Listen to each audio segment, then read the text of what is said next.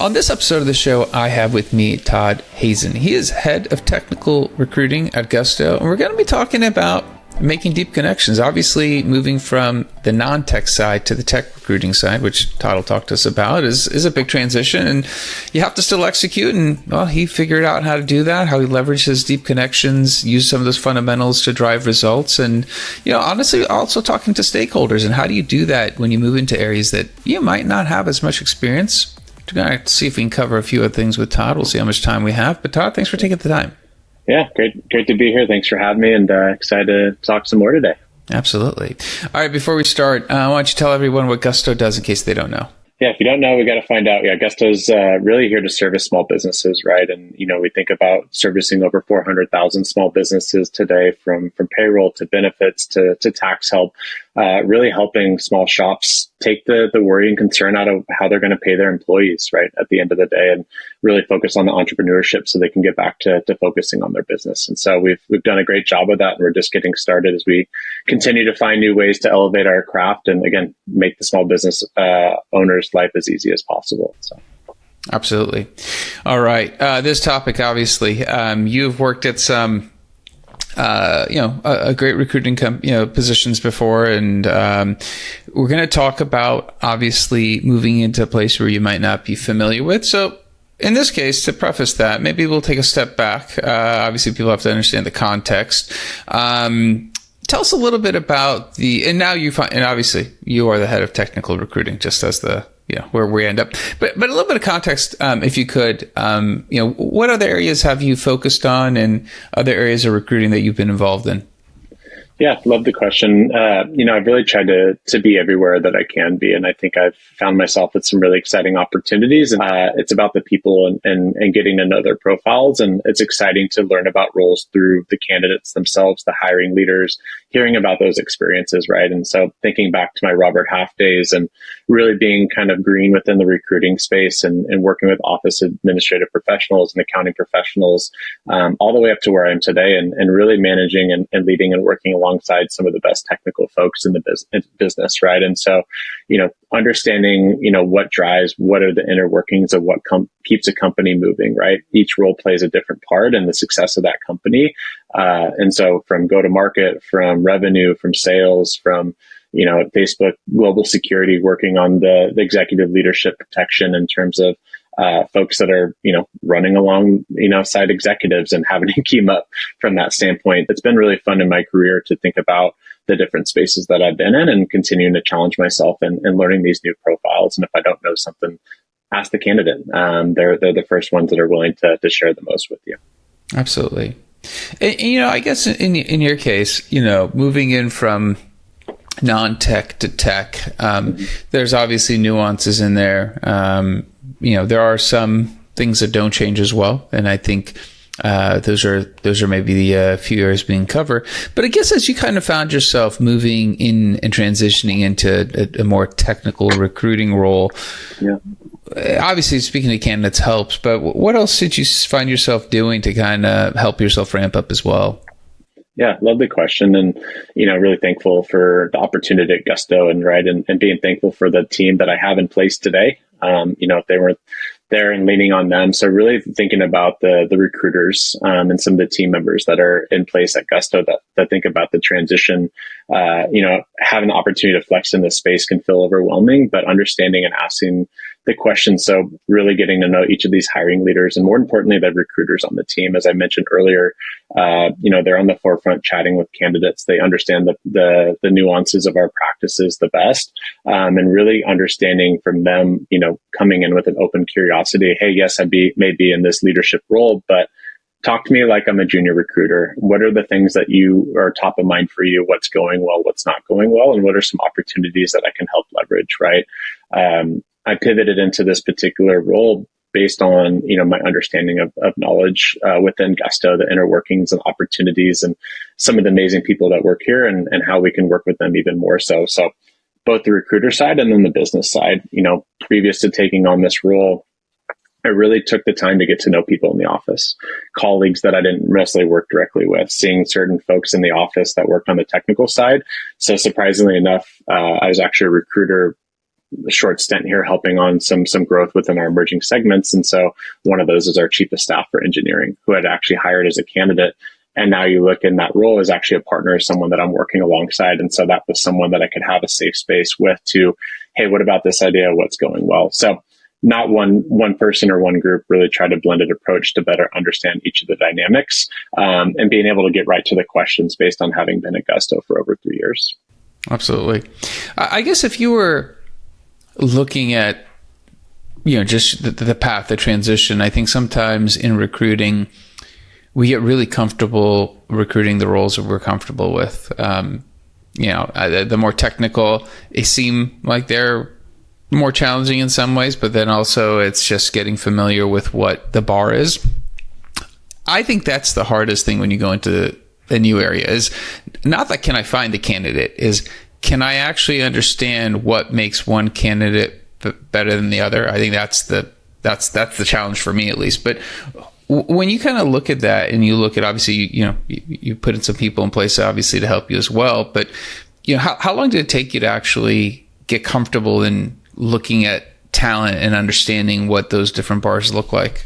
There's some really great leaders that have taken the time so far in this role and getting to collaborate and understand, right? So sitting in with the team, and to your point, I 100% agree, it's finding what that bar is. And even if I find the bar for you and your team on this segment of technical side of the house, a new hiring manager, a new role, a new space is going to bring a whole nother bar, right? And so being able to meet them where they are and understanding early on what they're looking for, and how do we think about what exists in the Ethernet, whether on LinkedIn or whether in a network or somebody knows, how do I find what that bar is, and through the conversation. And I think that's the challenge is, at Gusto, we're innovating. That bar raises. So if I've hired for you last year, when I'm hiring for you today, it's going to look a lot different because we're moving at such a pace that that's even significantly increased as well. And so really the calibration, process from an intake to understanding what they're looking for, bringing in some of the key metrics of the data to from a talent LinkedIn's type of insights, right? Bringing in some information about,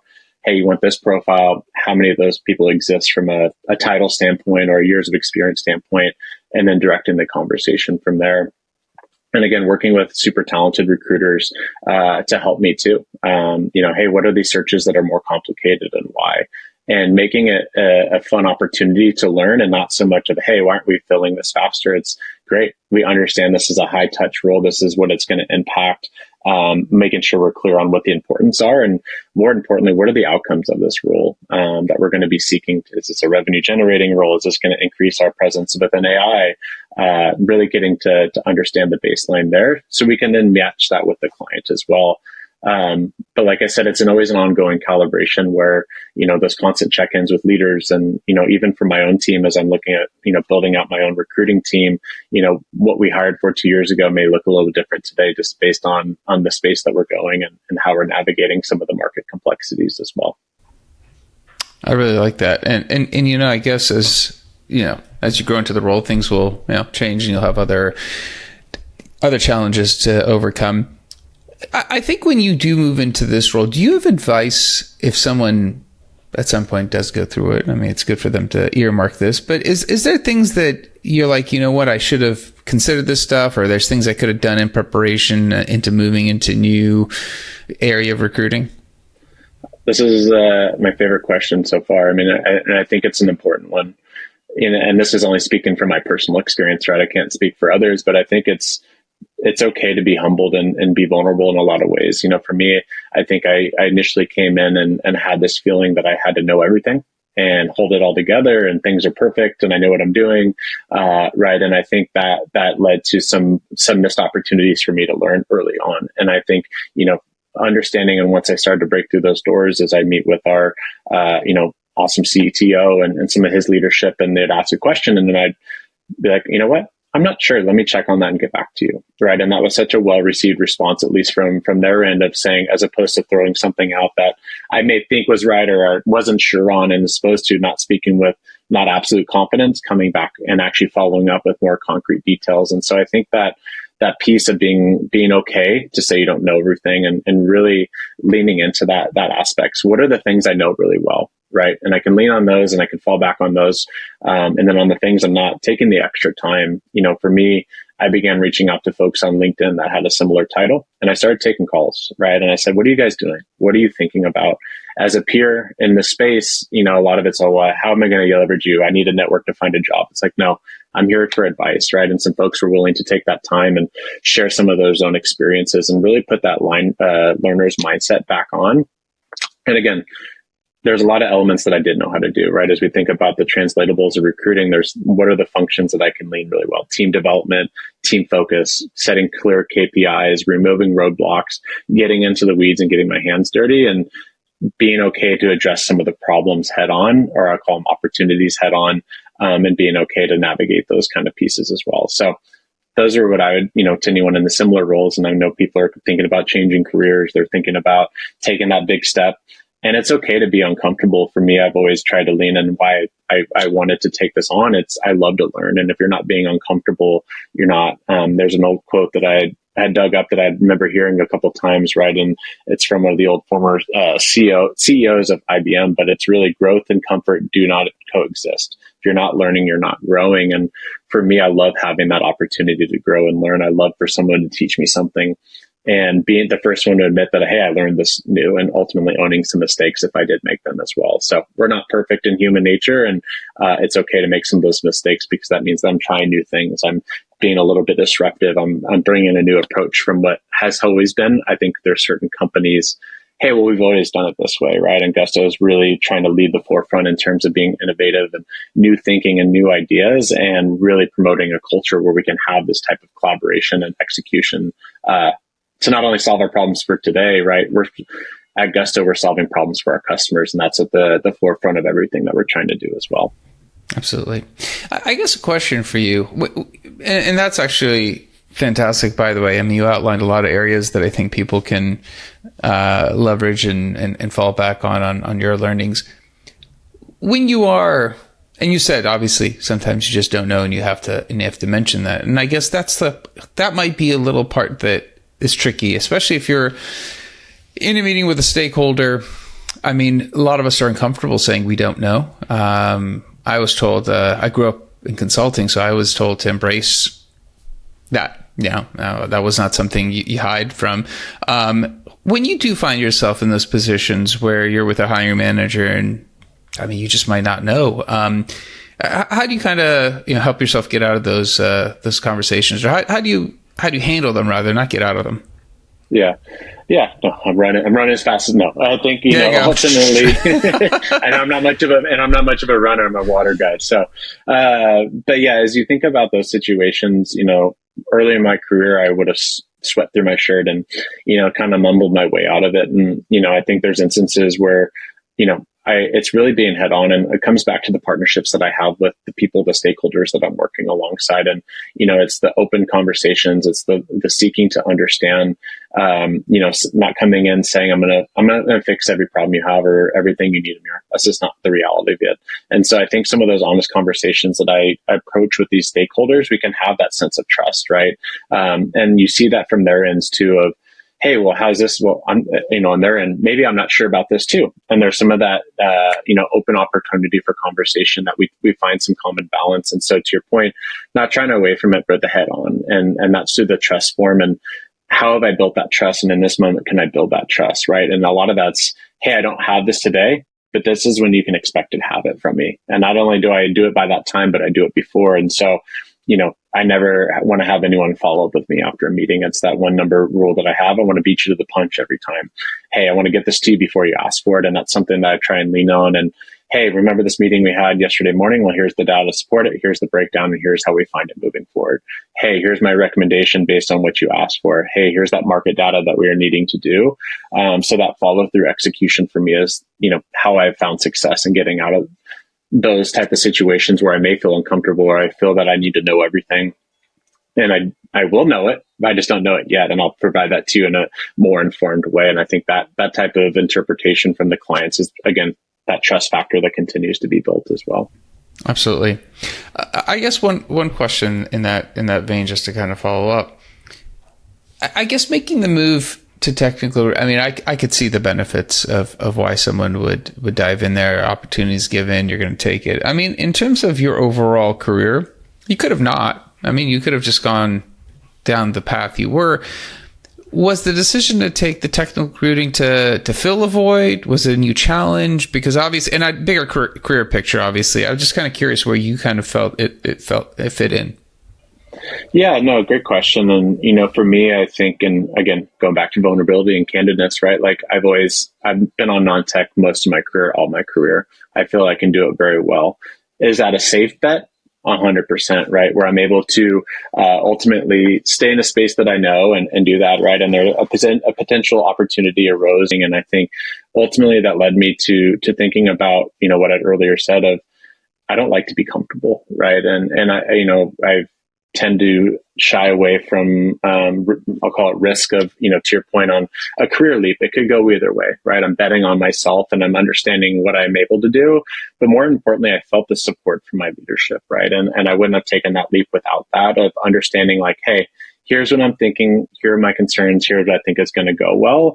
And having that support of like, here's what I can't do and I can do, and being a little bit more prescriptive earlier on. And so that support really helped me feel the leap of confidence that I could take this forward, right? And understanding the circumstances, understanding the team, and being able to understand what it could do for my career. So that if I think about what I can do and what I can do well, and what can I achieve in my first 30 days, 60 days, and really focus on making it more bite-sized, it became a lot more digestible for me rather than taking on this huge undertaking that now, 7, 8, 9 months in, we're making that progress. We're thinking about year plans. Now we're thinking about 2-year plans and taking bigger picture. So kind of a bit of an opportunity that where I was positioned and the knowledge of Gusto that I had, I felt that I was able to push for it, both from being presented with the opportunity, but also a bit of that raising my hand and being a little bit pushy on understanding what I think I can accomplish and what the proximity were and what are some of the things we're thinking about that I can maybe highlight as we go through a little bit more, but that's kind of what's top of mind for me. I like that. And I guess, those are really good reasons as well. And I guess as you kind of have been there now in a couple of, for a couple of months and, filling into this role and obviously, getting more comfortable with that position. When you think about where you'd like to go next, because obviously, from head of technical recruiting, there's only a few other positions. Do you think you want to round out into the people side? Do you stay on the talent side? Because there's only a few other steps left before you bump into a little bit of a ceiling. Yeah, no, I love that. And I think, great question. I have a phenomenal leadership coach, right? And that's the other piece going back to, Gusto offered us a leadership coach. And so someone in a safe space that you can talk about these things. And one of the questions is exactly that. What's your North Star? As I went through that and reflected a little bit more, I think it's more the foundation that I have today. I want to be really good at what I want to do. I need to master the craft. And I think that's where I find the excitement from this role is I have certainly not mastered it, right? And there's so much more to learn, and there's some nuances that I gotta, grasp from engineering to the product to the design to the data side of these houses, right? There's so intricate within each of their roles that I kind of shaped it, my North Star, to be a little bit more focused on that and less of a title that I'm chasing or a role that I think we all have those, at least I have in my moment of life or do. And so really focused on Gusto and building what we have here and the team that we have, right? We have some amazing leaders. We have some amazing product. And now I need to fill my own voids in terms of my own leadership and the things that I'm thinking about to really help my team scale, myself scale before I can get to that point of it. We're in the world of people, which I love, and probably similar for you and why you're really good at your job, Amir, is, we're connecting with people and we're solving problems and we're doing that, with things changing around us. Is you may have a different feel with what you want to do today, and I might have a different feeling, and how do we still get things done around that as well? So long way of saying it's top of mind, but the work's not done in terms of what I'm thinking about, and definitely feeling challenged in a great way with a lot of opportunity ahead of me. Absolutely. I love it, Todd. Fantastic views, great insights into the transition. I'm sure there's probably a question in there we didn't ask. Somebody's going to want to follow up with you. Is there a good way of connecting with you and asking you a question about your journey, your kind of changes and shifts that we talked about? Yeah. I'm on LinkedIn. Like I said, Todd Hazen, TODD Hazen on LinkedIn. So happy to connect. I love chats. I've been trying to get more involved in network within the Bay Area where I'm located as well, and doing talent dinners and doing some networking events. We were at the Render conference in Atlanta not that long ago, so working with our Rising Talent program. So always open to a conversation, learning more. And again, I think my only lasting advice is truly be yourself and, ask the questions and build those partnerships that's going to get you a long ways. So. Absolutely. Love it. Thanks, Todd, for coming on. Thanks for sharing. I really do appreciate it. Yeah. Thanks, Mir. Appreciate the time. Love the questions and conversation. And look forward to talking more soon. Absolutely. All right. That's it for this episode. Be back again. Different guests, different set of questions. And obviously, we want you to hopefully appreciate this episode and the insights that Todd shared. I think a lot of great advice. And I'd love it if you could share this episode with others that also could benefit from Todd's journey, his advice, his insights. He moved into the head of technical recruiting role, and he was pretty open and candid in terms of the ramp up, the experience, how he kind of approaches some of those tough stakeholder conversations. I think it was fantastic. So I'd appreciate you guys sharing this with others that might benefit. Also, please like, subscribe, and comment on the podcast. Let me know if there's something you want to have me do. If there's a topic, if there's something you guys want me to cover, let me know. Until next time, thank you and goodbye.